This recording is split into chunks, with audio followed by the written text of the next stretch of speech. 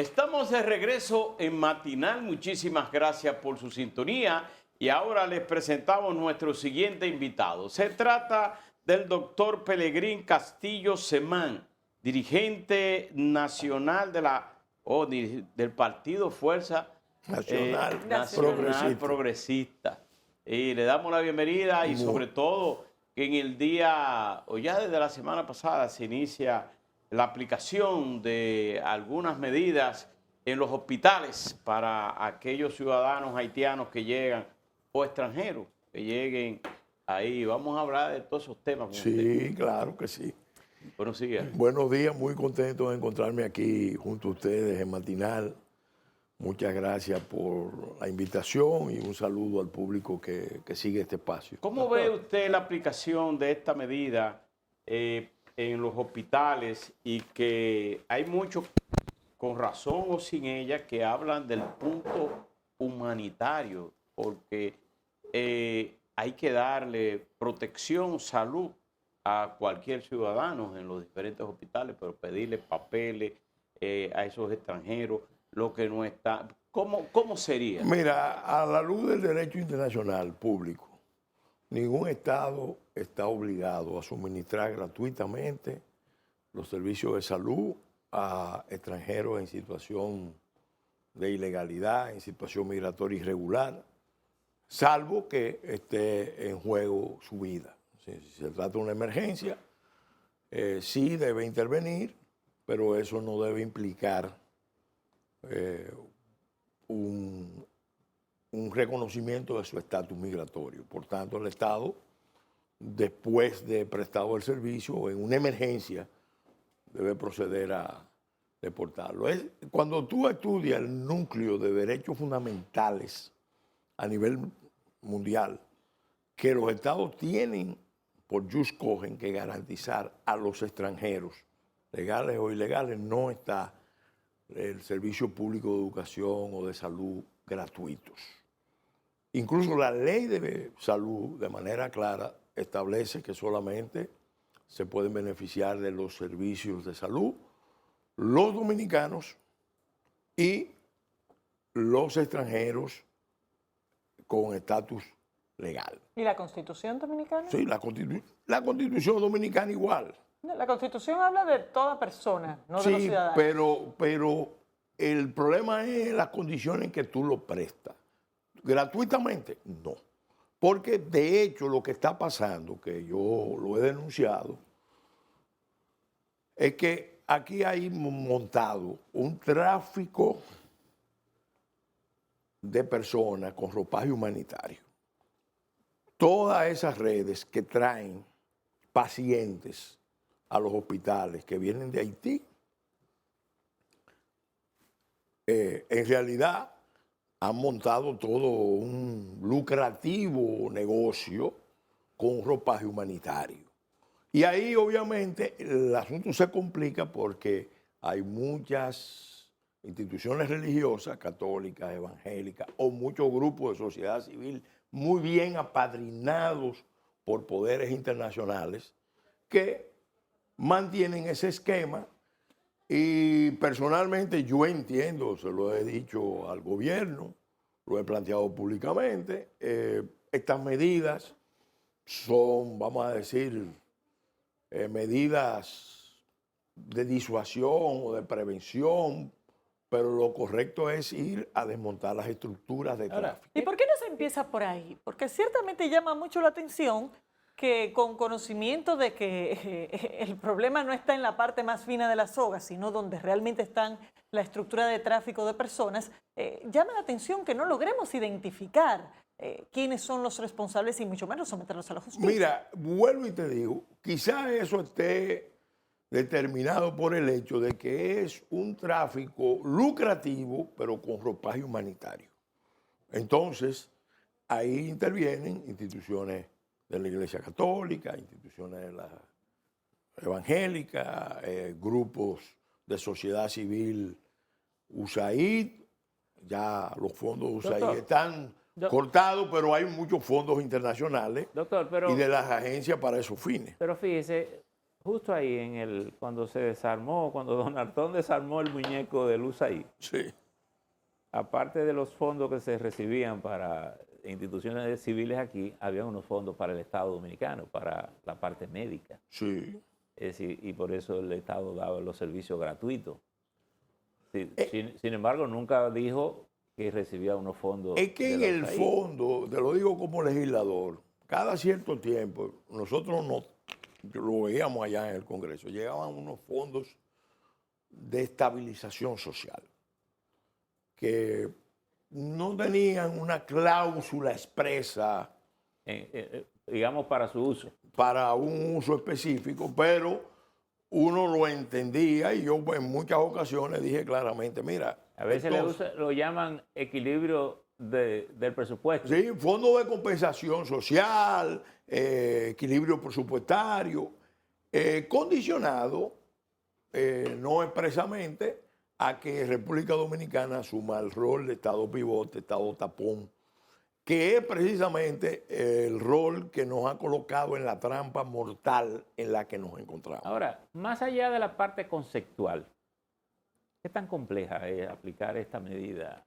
justo en los hospitales? Porque, como decíamos, nadie va al hospital a hacer turismo. Todo el mundo va con alguna emergencia.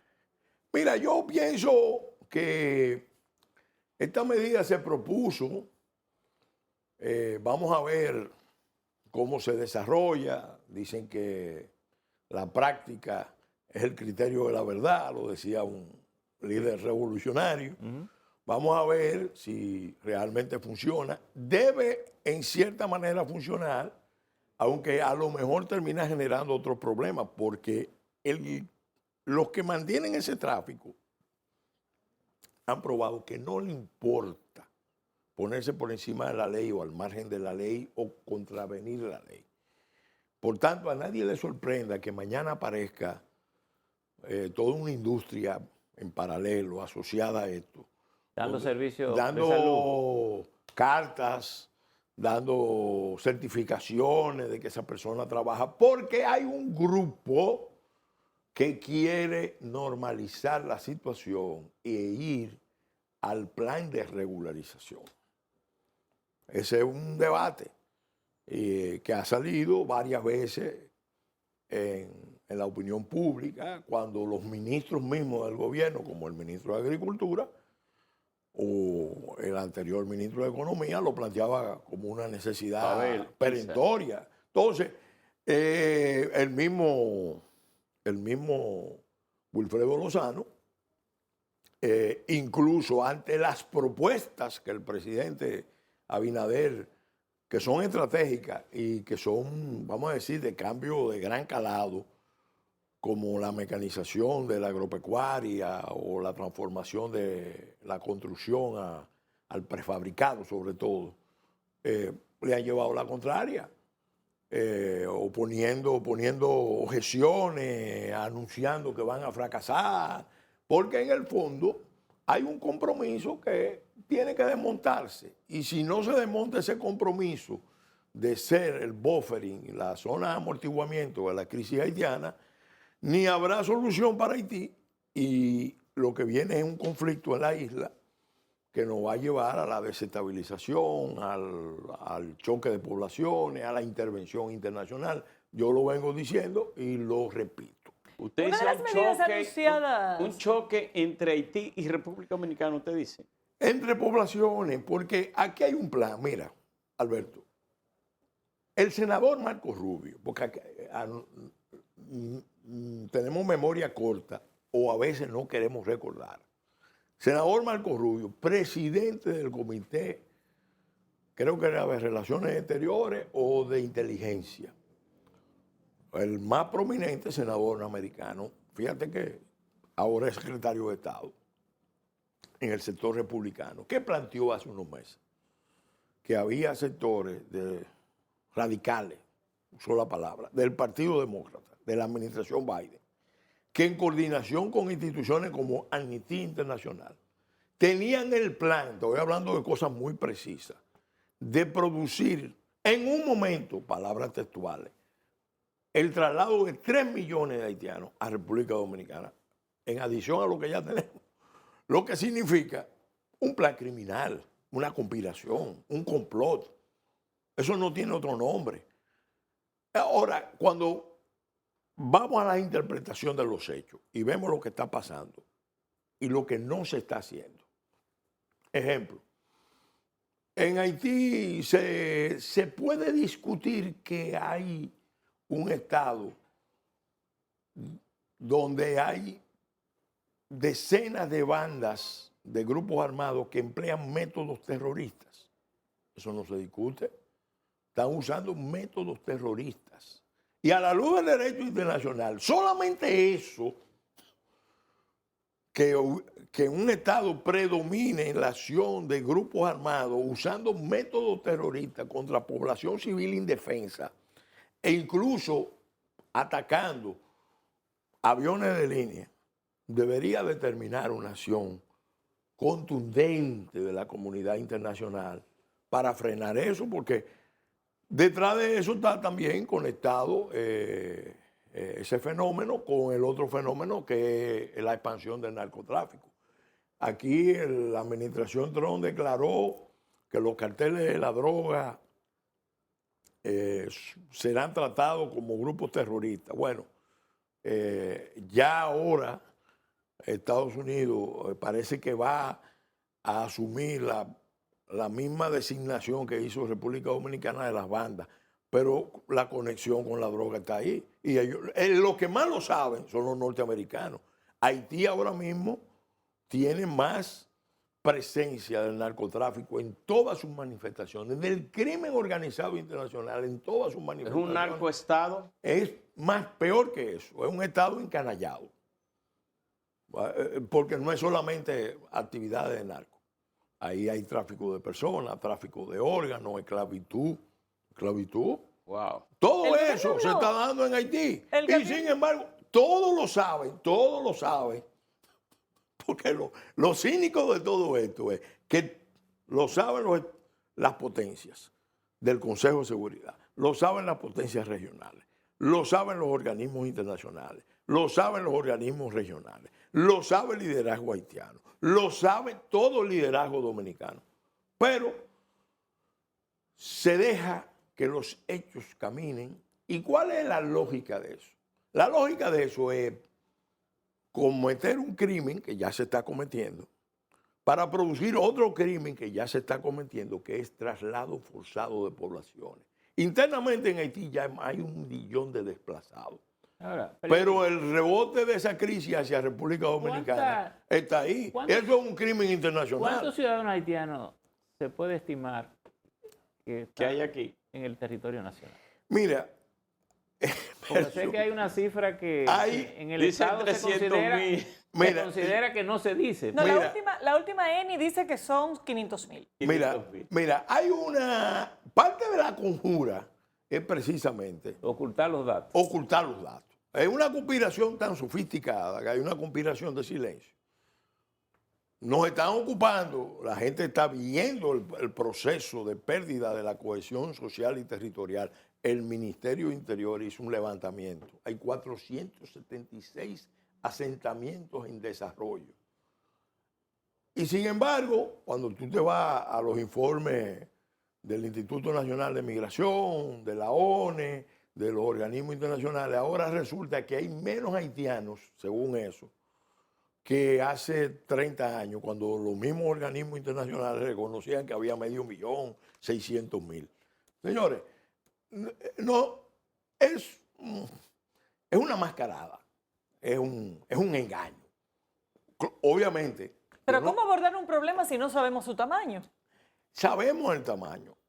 El problema es que no se quiere ir a la intencionalidad de todo ese cuadro de situaciones que se están manipulando. Y se están manipulando desde Washington, lo quiero decir, todavía, porque esos sectores acaban de abandonar el poder. Pero hay un conjunto de fuerzas en el mundo articulado alrededor de una visión, incluso ideológica, racialista, que entienden que la solución a los problemas de Haití pasa precisamente por tener el control de la Sí. parte Pero oriental de la isla de Santo perspectiva Domingo. internacional, nosotros como Estado deberíamos tener condiciones para saber cuál es el tamaño del problema. Y no lo sabemos. No, lo sabemos, lo sabemos. Aquí, mira, ¿Cuál es el los dato? organismos de seguridad del Estado, las instituciones del Estado, tienen todos los medios para saber el tamaño.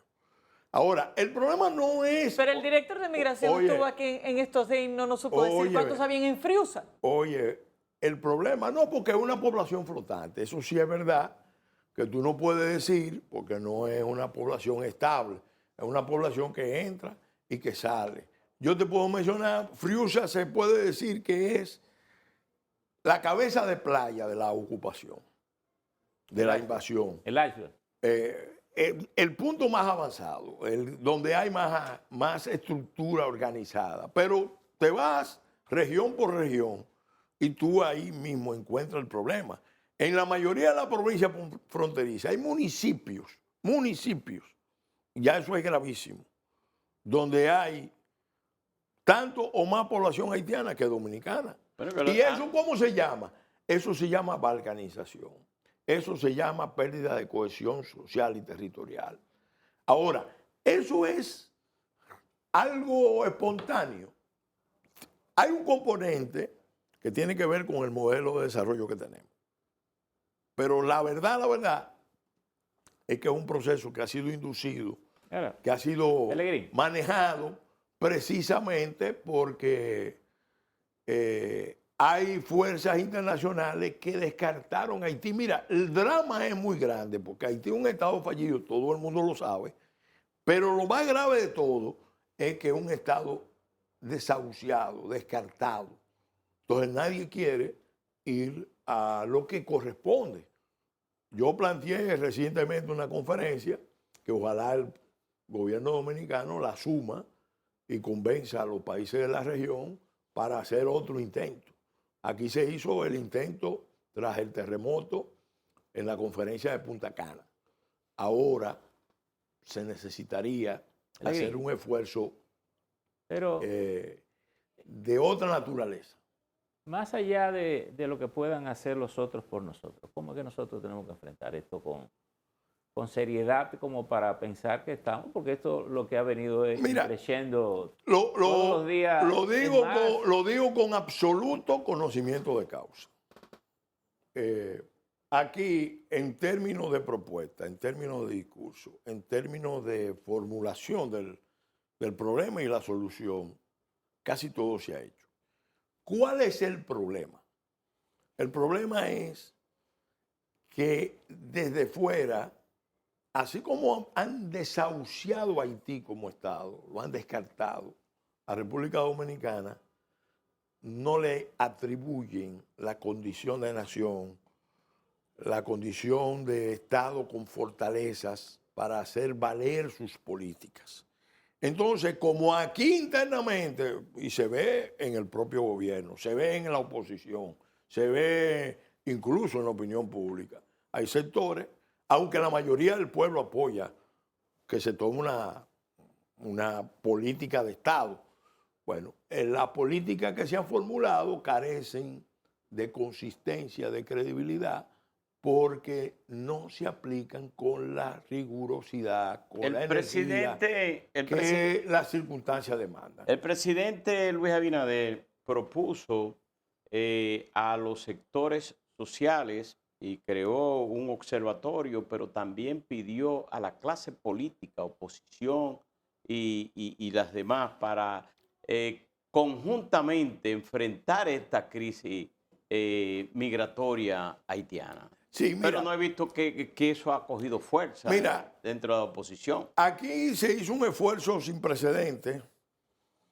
Lamentablemente la oposición, por motivos electorales y de otro tipo, se marginaron en ese momento, pero se suscribió un pacto suscrito por 28 partidos, 10... Donde no está el PLD ni la Fuerza del Pueblo. Donde no está el PLD ni la Fuerza del Pueblo, pero esos fueron los principales partidos. Pero se entiende que ahora porque para ejecutar eso, incluso todos esos son mandatos constitucionales. El asunto está, y la población apoya, porque lo más importante es que la población apoya todas esas medidas. Es un problema de tomar la decisión y obviamente unificar internamente, porque dentro del gobierno, evidentemente, en el partido de gobierno, en la coalición de gobierno, hay sectores que están trancados. Pellegrín, pero vamos a verlo en términos concretos. Sí. Tal como te dijo y reivindicó el pensamiento izquierdista ahorita, la práctica es El criterio de la verdad. criterio de la verdad. Por ejemplo, esta relación que viene de viejo comenzó con la industria del azúcar. La industria del azúcar había una modalidad Sí. establecida. Ahora tenemos el sector agrícola, sector construcción, básicamente como elementos dominantes. Sí, Hay otros, sí. están insertos en todas las actividades, pero básicamente en esos dos factores que serían determinantes para la economía nacional. ¿Cómo solucionar este problema? Mira, yo recientemente pronuncié una conferencia que se la voy a suministrar con un título que lo dice todo. El dilema de la nación dominicana. Ser finca con pasaporte de unos pocos dueños o ser república con un proyecto nacional fuerte e integrador. Aquí lo que ha predominado históricamente es la visión de la finca con pasaporte, de unos pocos dueños. Esa visión es una visión que está atada a la visión extractiva de renta, no a un desarrollo orientado a producir riqueza en las mejores condiciones, sino a concentrar riqueza, a extraer rentas de la población, de los recursos naturales, etcétera, etcétera. Eso fue lo que provocó el desastre de Haití. Lo explicaba ya en la década de los 80 Andrés Cortén, en un libro que se llama El Estado Débil, Haití, República Dominicana. Aquí no hemos querido dar el paso de transformación del modelo de desarrollo hacia ir a un verdadero desarrollo capitalista. Y no tenemos propiamente una relación de producción capitalista, sino que con el ropaje de desarrollo capitalista, con alta concentración y unos números cada día más elocuentes y más atractivos, en realidad tenemos un mecanismo extractivo de renta de la población que te debilita el proyecto nacional y sobre todo facilita ese plan internacional de descargar la crisis haitiana aquí.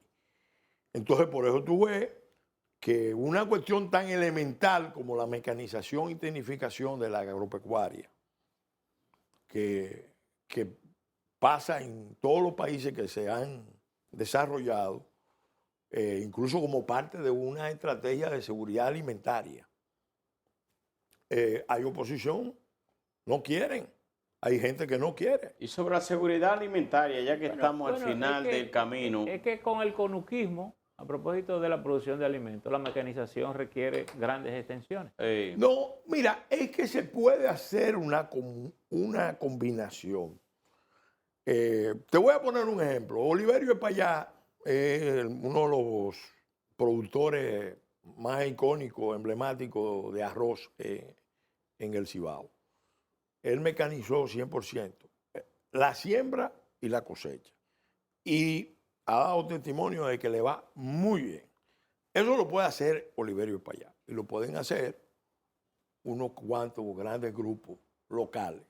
Sin embargo, para los otros sectores, habría entonces que tener un abordaje diferente. El Estado debe crear empresas sociales, empresas de alianza público-privada, con componente social, cooperativo, porque el sector reformado es importantísimo, tiene a cientos, miles de productores.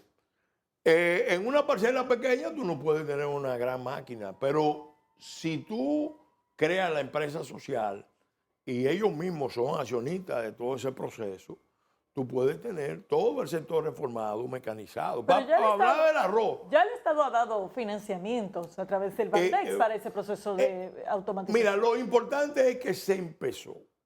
Lo que está por verse es si se va a persistir en ese proceso. Porque, por ejemplo, Central Romana anunció desde antes del terremoto que iba a la mecanización. Y ahora volvió a retomar el tema. Y ellos están en condiciones mejor que nadie de mecanizar hasta un 80%. Bueno, como pero- ya lo hizo, pero ahora- como lo hizo Inicia y como lo hizo. Le quitaron la sanción ahora, entonces Claro, posiblemente no tiene la presión de hacer. No, pero ese es el problema. Ah, bueno. Espérate, el problema es ese. Sí. Porque la verdad es que después del terremoto ellos iban muy avanzados en el plan de mecanización. Pero el terremoto frenó la mecanización porque alguien desde Estados Unidos le sugirió, miren, Paren eso. lleven eso porque hay que ayudar al problema de Haití. Bueno, entendamos la lógica de que desde fuera han descartado a una nación y entienden que las élites locales, en alianza con los empresarios haitianos, Peregrín, son las pueden manejar la crisis, y el enfoque de un Estado fallido no se puede manejar con un criterio empresarial. Esa lógica no funciona. Peregrín, son las 8:01, casi 2, ya terminamos, pero Sí. queremos saber brevemente Sí. cuál es su enfoque sobre la seguridad alimentaria, pero vista desde el punto de vista marítimo, porque somos una isla de espalda al mar.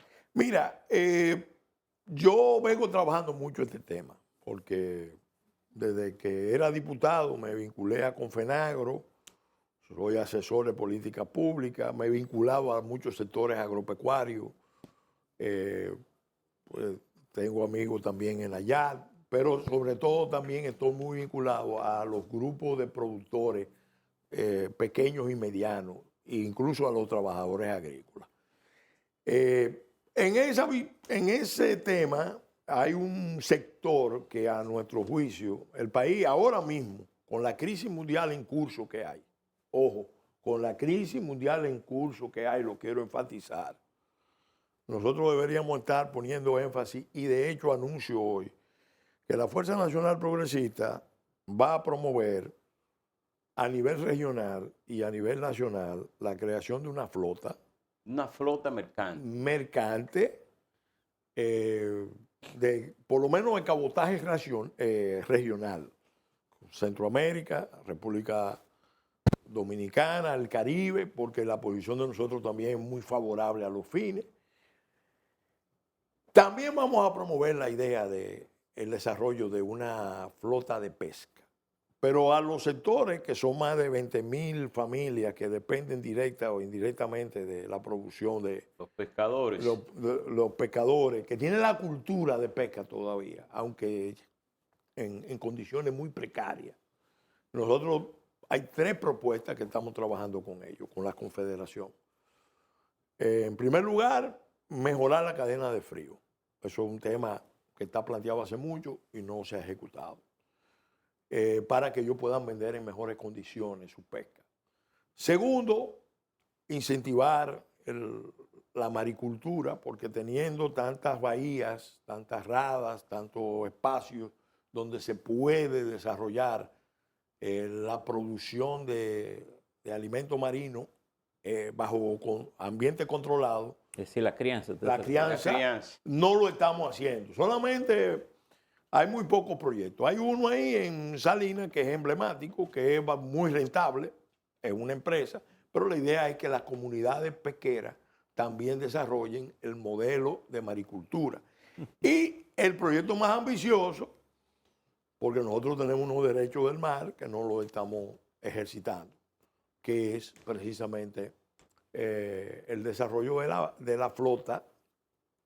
Es una flota que nos permita, por ejemplo, aprovechar todas esas corrientes de Pero eso es una peces. flota privada. ¿Ah? Una flota privada. Más que privada, sí, es privada en parte, pero es social, porque serían las cooperativas de productores, el Estado, quizá los empresarios del sector, que los hay, porque nosotros... Debo decirle que a mí me tocó comer de la langota de Fidel Castro una vez. Bueno, pero observa, Percio, que nosotros importamos mucho alimento marino y sin embargo, lo más dramático de todo, una buena parte lo importamos.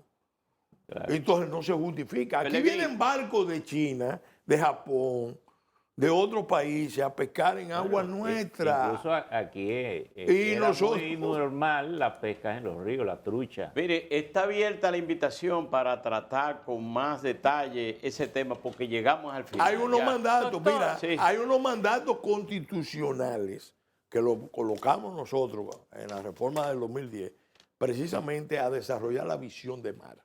Porque una isla, y la República Dominicana es un estado insular archipelágico, tiene necesariamente que mirar el mar como un espacio geopolítico a desarrollar. Doctor, no lo está haciendo en la medida en que las circunstancias. Despedimos al doctor Gracias a ustedes. Pelegrín Gracias, Castillo muchas gracias. Semán, dirigente de la Fuerza Nacional Progresista. Llegamos al final de esta entrega. Nos vemos mañana.